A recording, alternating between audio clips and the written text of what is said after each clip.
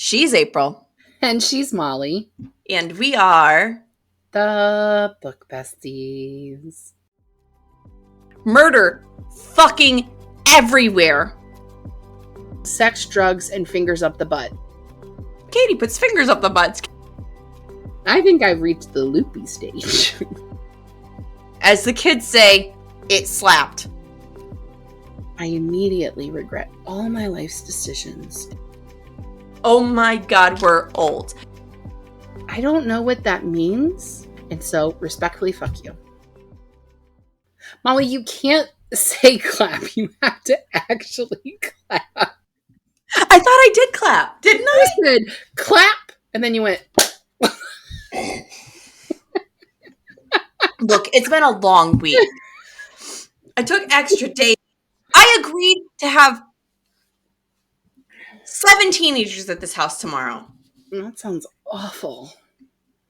4 high school freshmen. 3 middle school 7th graders. Why did you do that? Because I'm an idiot. Yeah, clearly. First, we had scheduled Liv's sleepover for her birthday party post Matt's shutdown. So I had extra help, right? But we extended it a little bit. And so I was like, whatever, fuck it. I'll just do that. And then Piper was like, can everybody come over here and get ready for the homecoming dance? And I go, yeah, sure, whatever. And then I go, after she's got it all organized, I go, wait, isn't that the Saturday of Liv's sleepover? And she goes, yeah. You good? So Liv's friends are staying the night, and Piper's friends are going to get ready for homecoming, and then they won't be back? No, but her friends are coming over at 3. Liv's friends are coming over at 4. That's still... And I'm assuming... And then the parents are coming back to my house around 6-ish to pick their kids up. And I'm not driving. I'm not playing chauffeur. Since I am the host of this chaos, I will be the parent that stays. Well, today was day 7 for me, so I'm barely awake. I know. I started to fall asleep while I was eating dinner at our table. Sam's while like, Mom. I was eating. Sammy cakes us all. Mom? Well, I was eating. Can I have her food? I was eating without them because they were getting pizza and it wasn't here yet, and I knew I needed to film, and I don't like pizza anyway, so. Yeah. Oh, man, I'm tired. So I drank some Diet Pepsi to try to... You don't do caffeine. I know. I'm trying to wake myself up so we can film, but I have bigger concerns that I'll be burping through the episode. Tom's got this. I have faith in you, Tom. Let's hope. So this week's book is Th1rt3en by Steve Cavanagh. And we both actually have physical copies now. I bought this because I liked this book so bloody much. Okay? I took it out from the library, and you want to know why? Why? Not because I didn't like the book. It's because I do not have a space on my shelf for thrillers or spooky books because you don't do those, right? Because you don't do those. So even though I really like The Perfect Marriage by Geneva Rose, it's one of the ones that's behind other books because I don't have space. You don't get to you're too scary for the other books. You have to go in the back. Yeah. So how about a synopsis? Sure. First and foremost, we had no idea this was part of a series. Yeah, we didn't. I didn't even know until halfway through the book, and you texted me. So I was.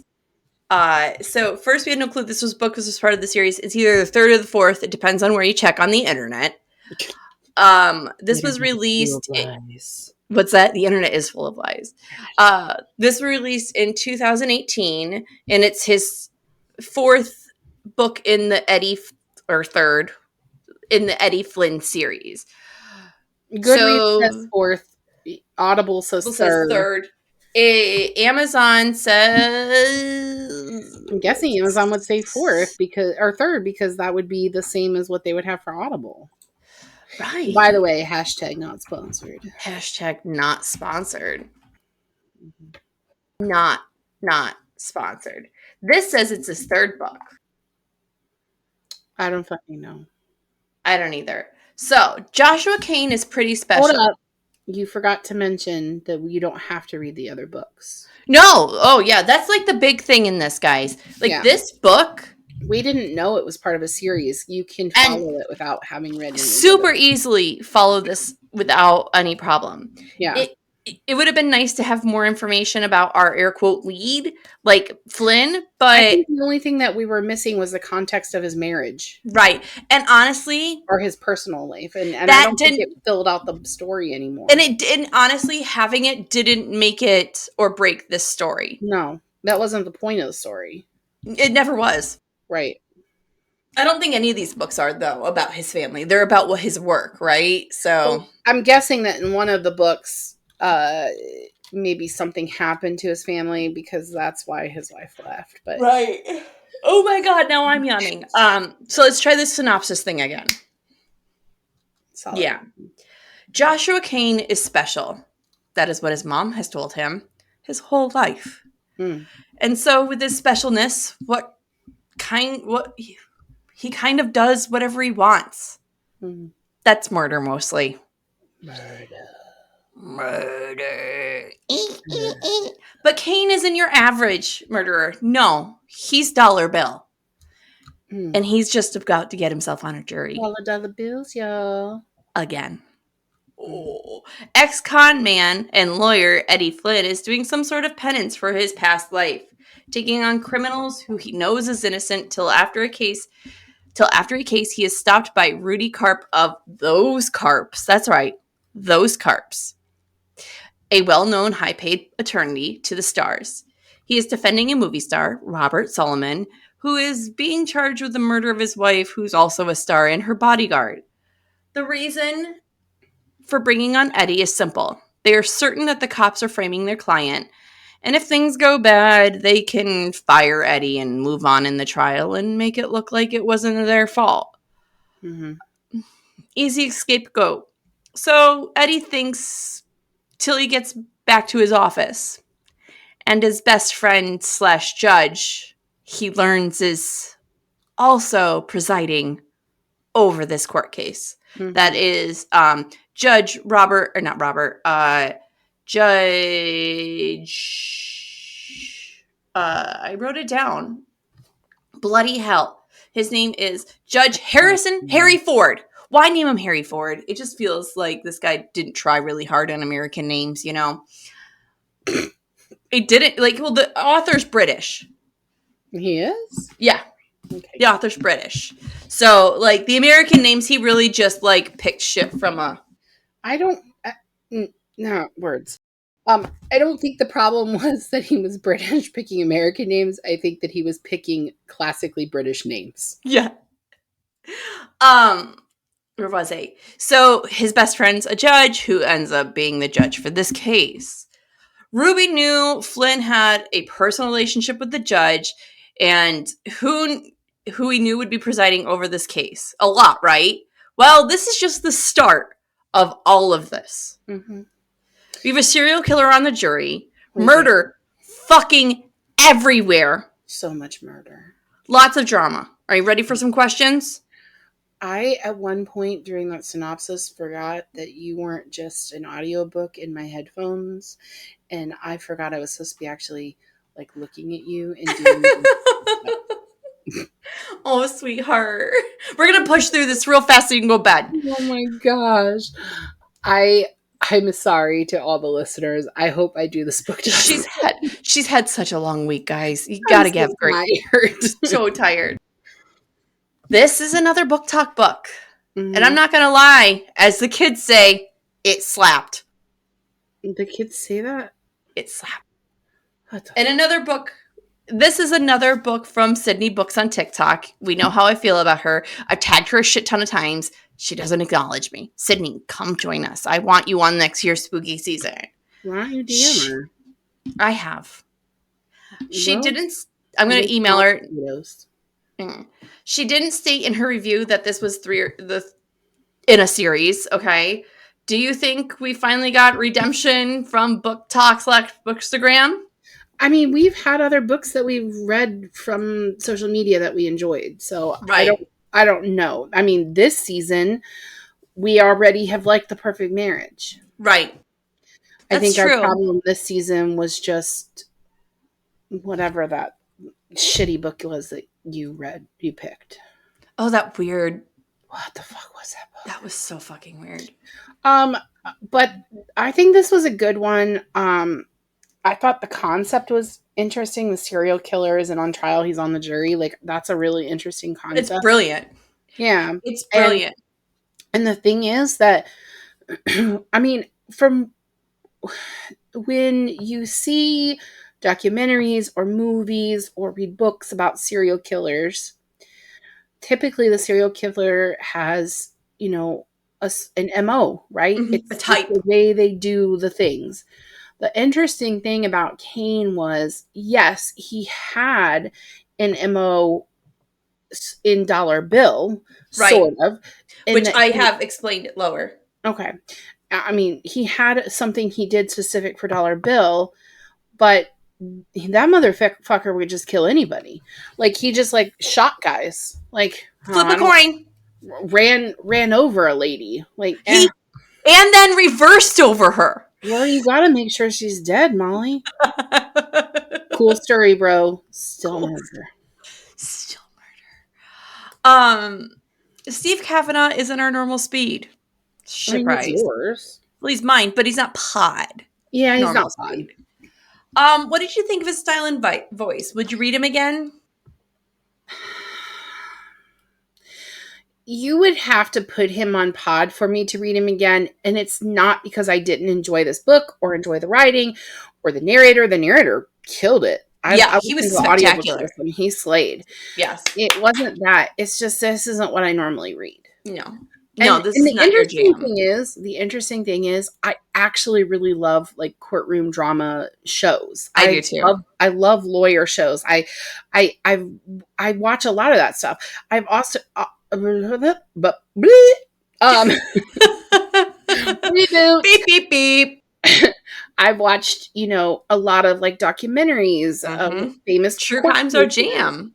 I like that stuff, but I don't like reading that stuff.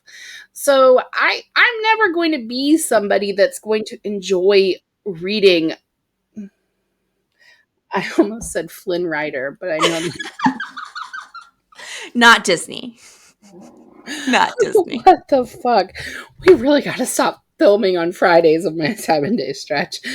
I'm never going to be somebody that gravitates towards courtroom drama books. Yeah. Because that makes sense. It's just not my thing. No, and you read for comfort. If they have a happy ending, the happy ending is, okay, well, this one person survived. Right. And if I want to read a book like that, I'll just read a Shakespearean tragedy.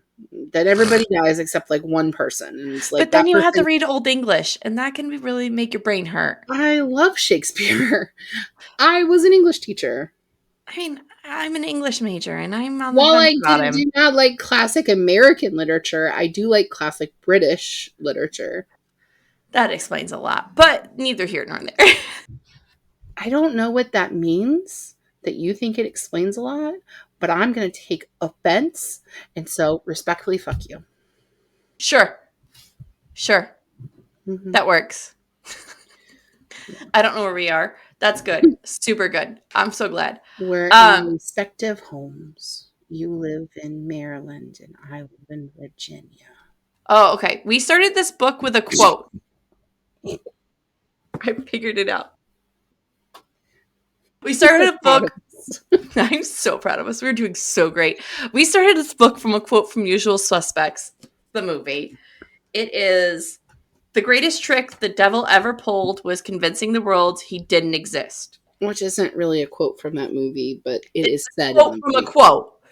Yeah. But he really sets us up. He's like, hey, evil lives in these pages. Be fucking ready.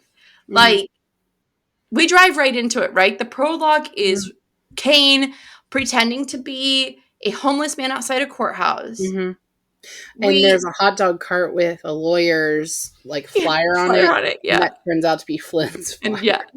And we see he has a methodical plan but we as readers really don't know why till later. Right. What did you think of Cain and what he was up to at this moment? I mean, it was a great setup. We don't know why he wants to know who's being on the jury. I mean, my thought was that he was probably helping the serial killer, or that he was trying to protect himself by finding out, I don't know. I thought it was a petty crime at first. Like, I was like, why are we watching this guy just rob a mailman? I didn't think he was going to be the guy that was the serial killer. No, I thought he was like a spy or something, Like, that's how it felt. Think that. I just thought he was like a partner to the serial killer or whatever. But like, okay, side note, what kind of serial killer has a partner? I know, this was so weird. Like, so weird. It was more of a symbiotic relationship, though. Those two needed each other to survive, right? Yeah, because one's a rapist and one's a murderer. Cain wouldn't have gotten away with as much as he did without the cop. And the cop wouldn't have gotten free back in the day if it wasn't for Cain. They really needed each other then. And now they have too much on each other that they have to keep working together or it'll fucking just fall apart, Oh, by the way, guys, spoilers. I mean, if I were the bodyguard guy, I would be more afraid of Cain. Like, I'd be like, this motherfucker is going to murder me if I don't do what he says. Right. Where were we? Question 3. Okay. Question 2. Yeah. Did you think since we were talking about the mailman, did you think him killing the mailman was necessary? Did he kill the mailman? I thought he flipped the coin and decided not to. And then later he said, fate's a bitch. And I flipped the coin again. And then he walks up to him eating the Reuben and he just... Oh, yeah. It's like he doesn't have impulse control. Well, he doesn't. And part of the reason why he doesn't have any control is because he doesn't feel pain.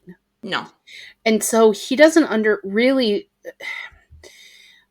because he can't feel pain, he inflicts it so that he can physically see it. So he actually hurts himself too, right? He causes pain to himself.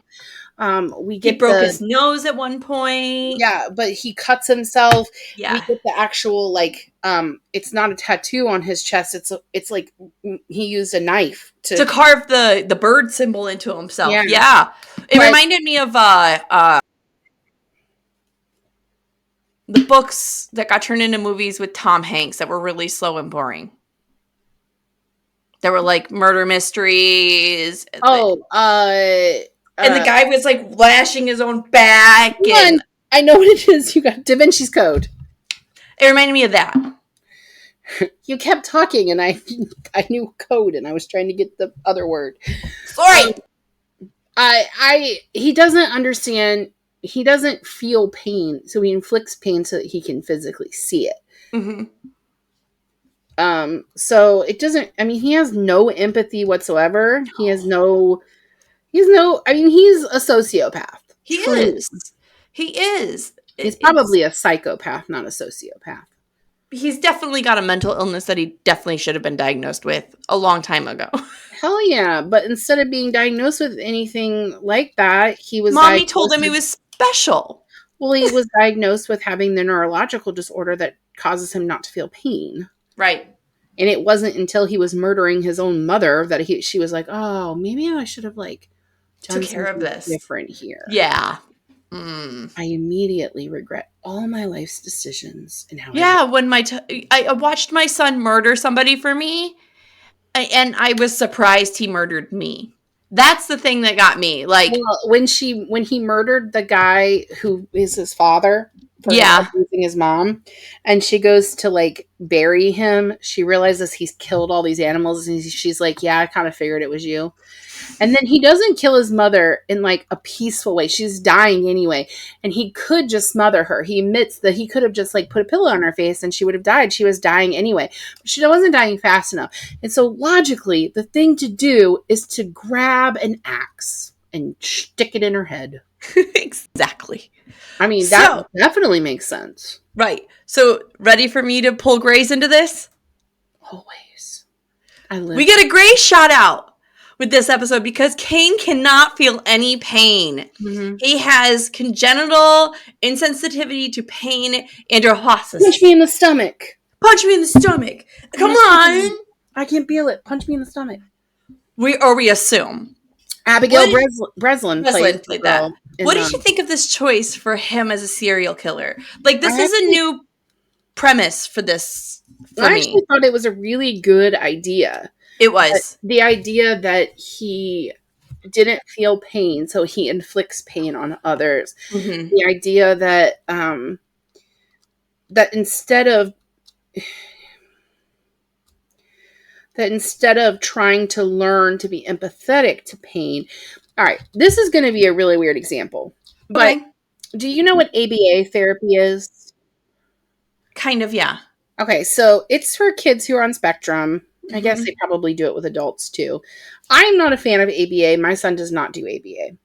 ABA essentially says what your brain tells you and how your brain behaves naturally is not okay. You have to behave this way because this way is normal. That's the therapy I got as a kid. That's not helpful. No, it's absolutely not. And it was actually developed by the same people who developed, I could be wrong on this, but I'm pretty sure I was told this. It was developed by the same people who created like Pray Away the Gay kind of thing. So anyway, so to me, what is better when working with people, with autistic people, is to teach other people how to understand their neurodivergence and to love them as they are. And what Kane has done here, I know this is like a really weird. No, I get it. I got you. But like what Kane has done here is instead of going, I don't feel pain, let me be empathetic and understand figure this out. Pain, he has decided to inflict pain that because he can't feel it anyway. Like the one guy that he murders, like the guy who possibly could have sat on the jury, the guy who murders outside. He pretends to be? No, not that guy. He abducts essentially dad. Yes. Dad and just takes him. That guy fights back and actually stabs Kane in the thigh or the leg. Yeah. The leg somewhere. And when Kane's just like, the guy's like, what the fuck is wrong with you, bruh? And that's why Kane's taking antibiotics the whole time. Somehow he has like a surplus of antibiotics because there's probably a doctor that's a freaking Nightingale doctor that's just helping him. Who knows? He can't feel pain, so he has to keep antibiotics because he won't know if he gets sepsis. Yeah, and dies. It's so fucking wild. He's so wild. We should have asked Katie like the statistics of how rare this is because I'm certain it's hella rare. She might not even know because, I mean, she treats cancer patients. She treats cancer. This is not, I don't know. She did answer my medical question today, but mine possibly cancer. Listen, who knows? Our group chat has become sex, drugs, and fingers up the butt, and I don't know what to do with that. And rock and roll. Don't forget the rock and roll. We are very rock and roll. We have not talked about rock and roll. We have talked about sex. We have talked about drugs, and we talked about fingers up the butt. I mean, I'm always Stony Pants. We're always talking about drugs. For medical purposes for our listeners who are not in our group chat. Fingers up the butt for medical purposes. I have been having issues. We'll say that. Anyway. Maybe puts her fingers up a lot of people's butts. I mean, it's her job. We really are just fucking everything up right now. I don't know how she'll feel about me saying that about her. I guess we'll find out on Tuesday. Tom's gonna clip it. Katie puts fingers up the butts. Katie's gonna be like, great! I don't know. I'm so tired. Pushing through. Since we are on Kane, let's talk about him as a whole, like as a person, okay? Like, he is deemed the dollar bill killer by the FBI for his unique way of marking his victims. Mm-hmm. Each has a dollar folded and marked, indicating what state that they represent for him. Yeah. He kills 13 people for the 13 colonies. Well, right? That's the goal. I don't think he actually got all 13 of them. I think he was still short. I think he was on 12 or 10. I think that Bobby's wife and bodyguard were possibly 12 by the time everything unfolded. Yes, because he had him Flynn. Right, because he had them marked. He had the bodies as a 1 and a 2 shaped in the bed. Mm-hmm. That's right. He posed their bodies to be the number 12. And so Flynn was actually, his intention was Flynn to be the 13th. Yeah, because Flynn got his American dream. Mm-hmm. Exactly where I was going next. Each have gained their air quote American dream. Mm-hmm. Now, his victims are not the people he killed. His victims are the people he puts in jail. Right. So what he does, I would say they both are. Yeah, but I mean his intended victim, the person, people, but don't put the innocent in jail. It's fine. Right? He. I'm trying to explain it. You're explaining it very poorly. You go ahead then. The victims are both the people he murders and the people he has convicted. His intent is the person that's on trial, though. Like, his focus is that person. He wants to hurt that person. Mm-hmm. Everybody else is, like, offcast to him. There's no connection between any of the victims that he's murdered other than that they're in these states. Yeah. The 13 original colonies. Yeah. However, all of the people he has convicted have recently achieved something that is American worthy. So what he does is he murders these people. Mm-hmm. He takes a dollar bill that he has gained from those, the intended victim, the person he gets on trial. He gets them to go on trial for this murder. Then he gets himself on the jury. Mm-hmm. Hold up. In the book, if you get a physical copy, I will say the audiobook is really good and I highly recommend it. The audiobook's great. Physical copy, you will see illustrations like this one that actually show you what dollar bills marking of the dollar were. But Molly, this is on 157 of the paperback, the mass pack. 108 in the 102 in the hardback. But Molly, you are incorrect. This is the first time he's actually made it on the jury. He's tried every time. Oh, okay. But sorry. This is the first time that he's ever made it. But he's always he actually didn't make it on the jury. He was supposed to be juror number 13. And then he ran over the bitch. He ran over the librarian. Because, of course, I was a librarian. Right. And then backed up. Ooh, gotta make sure she good and dead. Right. So where am I on this question? Molly, I can't do both our jobs. The American dream, but the victim isn't the person murdered. It's the person set up. Then he gets his way on the trial, blah, blah, blah. What did you think of him being as a serial killer? This is unique, correct? Oh, yeah. Okay, it is oddly specific. It is very specific. Okay. I mean, I get it. He's super You have something to talk about, Steve? What?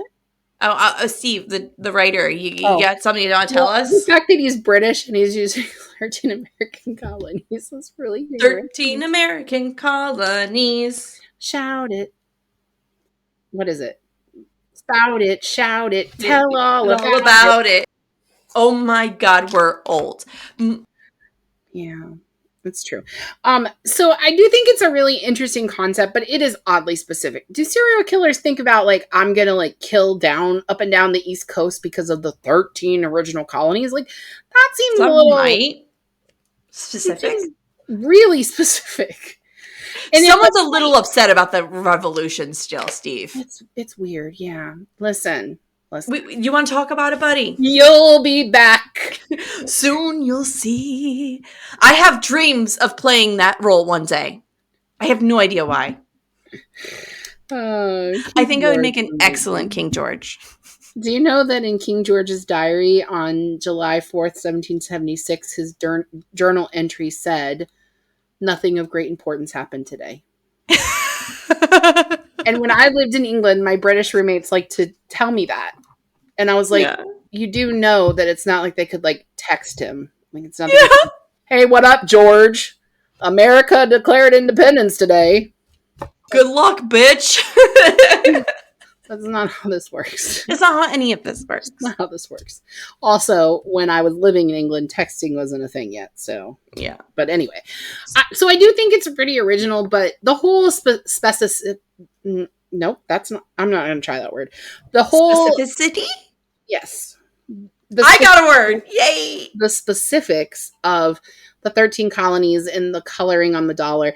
I feel like that is even more far-fetched than like him setting people up. Like it could have been anywhere in the country. It didn't have to be down up and down the East Coast. But he definitely could have used the dollar in any way, shape, or form to mark states. You know, Exactly. it's really both smart. of our states are referenced in this, and the state you're from, but not the state that I'm from because I'm from Ohio. And it wasn't an original colony. No, it was not. But it actually wasn't far. Like when we started, it was one of the first states. Yeah, over west. That's the direction. West. When we started venturing that way. Yes. I am from the middle of the West. I mean, I've watched enough true crime that I feel like Steve really took his time, you know? Cavanagh really took his time thinking this out. I love that you're on a first name basis with our author. Oh, excuse me. I call Deb. Excuse me, but I know her personally. You've met her.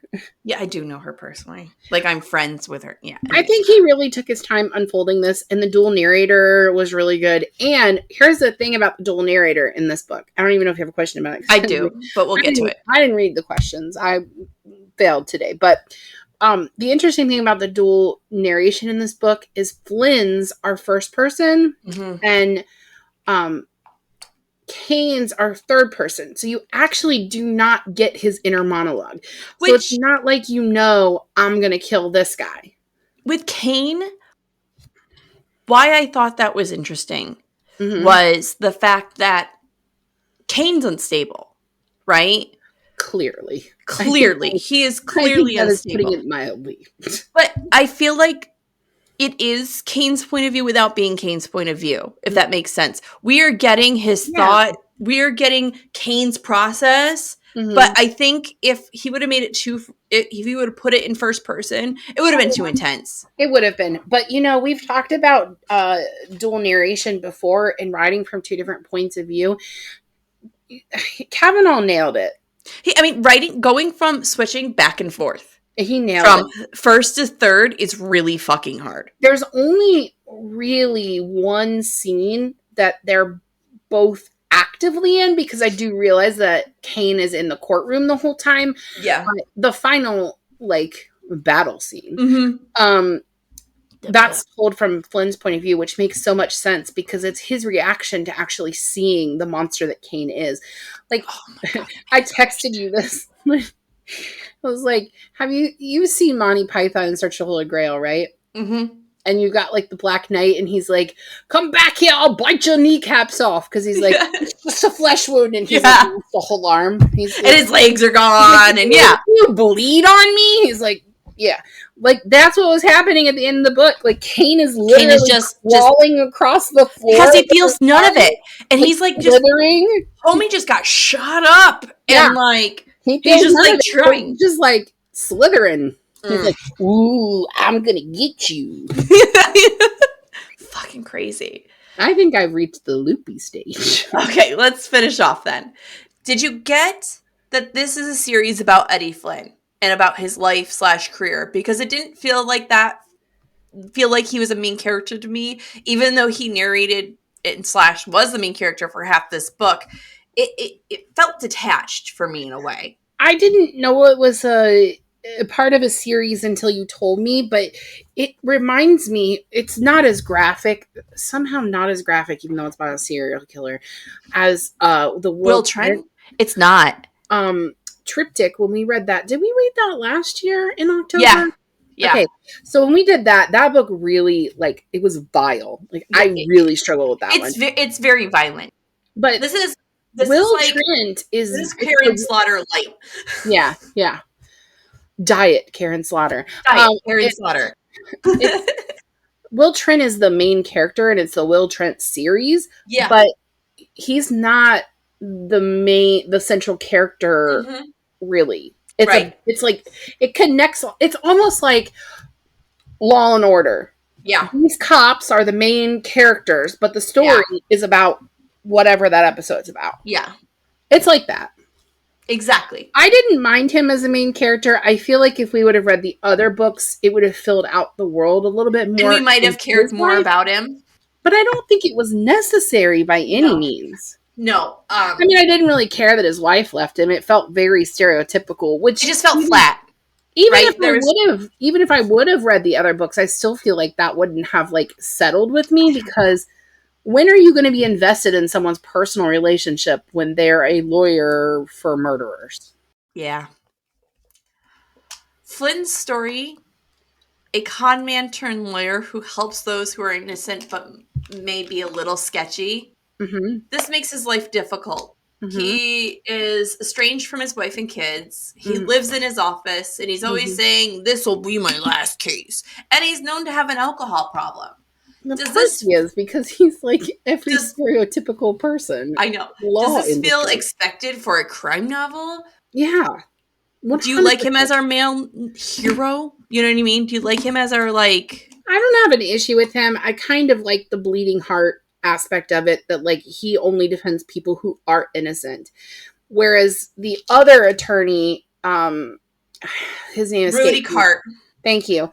He clearly did not give a fuck if you were innocent. Money for Rudy. Huh? It's about money for Rudy. Oh yeah. He doesn't give a fuck. He wants to win cases. He wants to be in the public eye. He didn't give a fuck if you did it or not. Mm-mm. And Flynn won't take the case. We actually get the case of probably a prostitute, I think, who was at the beginning. Yeah, who was arrested. She was arrested for selling drugs. Yeah, but she was a prostitute. Right. Ex-prostitute. She was arrested for selling drugs, and the reason that they searched her was because she had a straw in a McDonald's bag. And that was paraphernalia. And Flynn, he represented her because he knew that she was honest. Right. She was like, I didn't have drugs that time. She's like, I would tell you if I had drugs. I didn't have drugs. She had drugs. She didn't have a straw sticking out of her bag. They didn't have probable cause. Yeah. And it's pretty interesting because there's another layer of this, and I don't even know if you have a question about this, but there's dirty New York City cops. Yeah, yeah. There's a lot of stereotypical crime novel stuff. There is. But it's somehow not... the story is good. But it's not... Because he didn't make it cliche. I agree. He didn't make it cliche. I agree. This book is part murder thriller and part crime thriller. Mm-hmm. This case is wild just on its own. Oh, yeah. Did you see these... Do you think these storylines needed each other to exist? Or could they have existed in primary books on their own? I don't think I understand the question. So, there's two stories here, right? There's the murderer, the serial killer story. But they're all one story. Right. But we're getting it from 2 point of views. So I definitely felt like it was one cohesive story. If we divided this story and we got a book just by Dollar Bill and a book just by fuck is his name? Flynn. Would it feel empty? Would they be missing? The book by just Flynn would be boring, and the book by Kane would be too scary for me to read. Yeah. They need each other. I agree. They need each other to coexist. I don't think this story works without one or the other. Mm-mm. So I would be interested to read more of the Flynn series to see how he balances that. Yeah. I mean, I did figure out from Jump, the spoiler, that the reason that one murderer who was put to death, that his DNA was on that dollar bill because he was actually, it was a swap of DNA. Yeah. And that I thought it was Kane's. I didn't really expect that he was working that closely with another partner. Yeah, that was a good surprise. It wasn't just that it was a dirty cop. It was like literally his partner who was jumping up and down the East Coast helping him. Right. That was crazy. Wild. So I want to... Okay. Sorry. Oh, and they never address this, but the bodyguard guy who ends up being his partner, he's like dating and staying over the house of the FBI agent. Yeah. I mean, that's where address that. Huh? That's fucking wild. Yeah. It's fucking wild. Throughout this book, we get breakdowns of the jury slowly. Did you like this aspect of the book? I thought Shows that us was, the world, and it kind of fills the people out, right? yeah, I thought that was a really interesting way to like tell us about. There was another character whose sole purpose was he was a jury profiler. Yeah, I'm about to talk Um, about characters next. and I thought this was a really interesting way to break down case file paperwork. Right. Because the point is that Flynn does not know who Dollar Bill or Kane, same person, is. Mm-hmm. But they've come, as the story is going on, they've come to the conclusion that Kane is on the jury. But they don't know which juryman he is. And so when we're getting these glimpses of the jury, we do kind of get led towards another juryman. Mm-hmm. Which is really interesting. It is. So I want to talk about a few of the miscellaneous characters in this. Okay. We have Rudy Karp, who is the He lawyer. takes a knife to the eyeball. Yeah, he definitely deserved to die. Robert. I just don't know. Because he's a slime ball attorney, he didn't deserve to die that way. I don't know. He died on his knees, naked, except underpants, with a knife in his eyeball. Maybe he didn't deserve to die that way. You'd think that's a little extreme.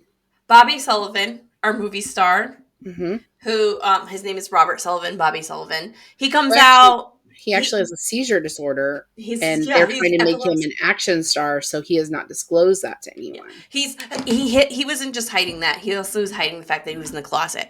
So yeah, okay. Bobby has. By the way, I felt like that was a little. Yeah, I don't think that is something that, I mean, maybe Bobby was hiding an affair, but for it to be that he was gay and he didn't want the public to know. I mean, there are a lot of queer actors, and most of the actors in Hollywood now who are queer are out. Right.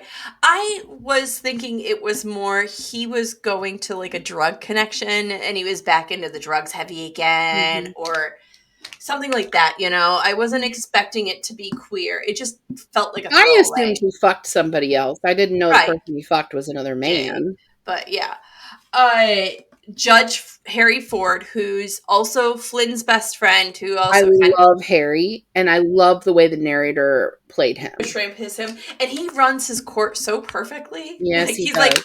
He's like, I'm not dealing with this shit. We're doing this now. We're getting it done and over with. We have Th1rt Pryor, the jury consultant. Art gets murdered too. I mean, and Dollar Bill really wanted to take everybody out he could in the end. He just really... Well, he killed Art in New Hampshire? Rhode Island.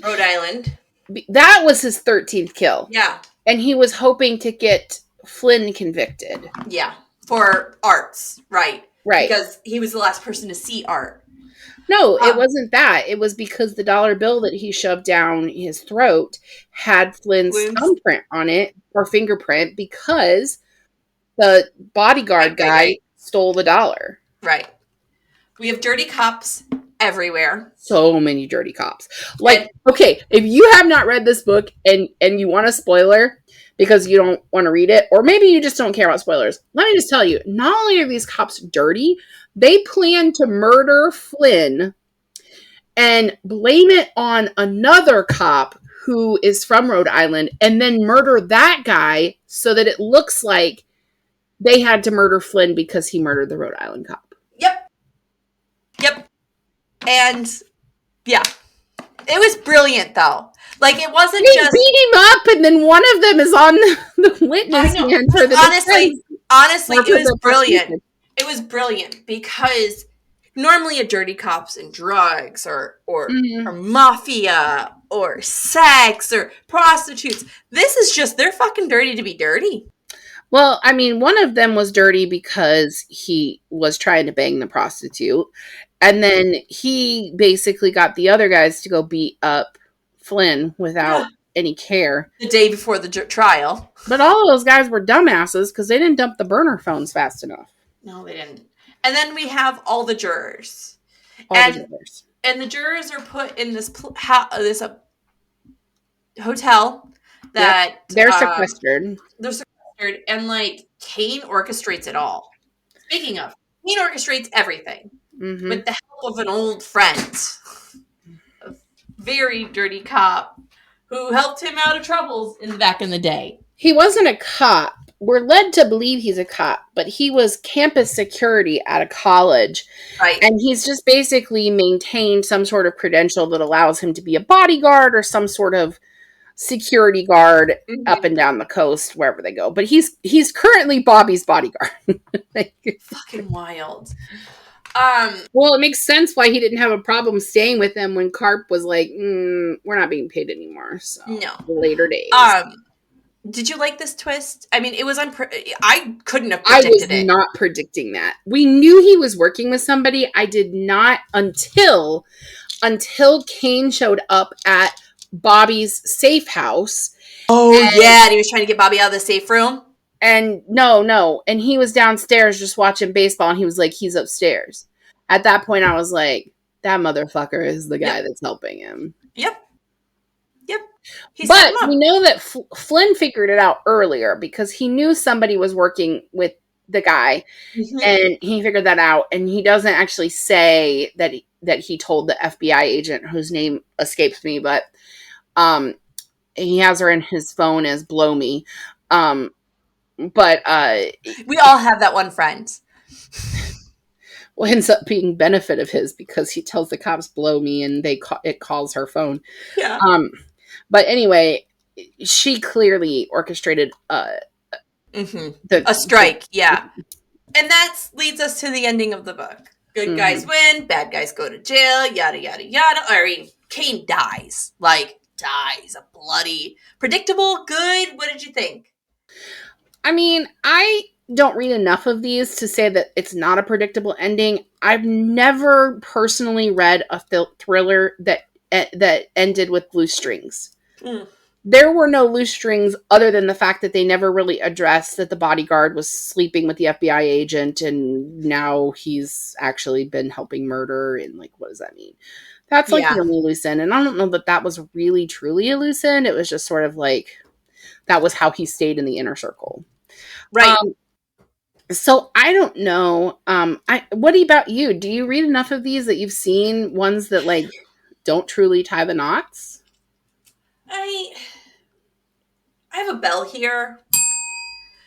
It's a minor bell because the predictability of it. I mean, of course Kane was going to die in a bloody mess.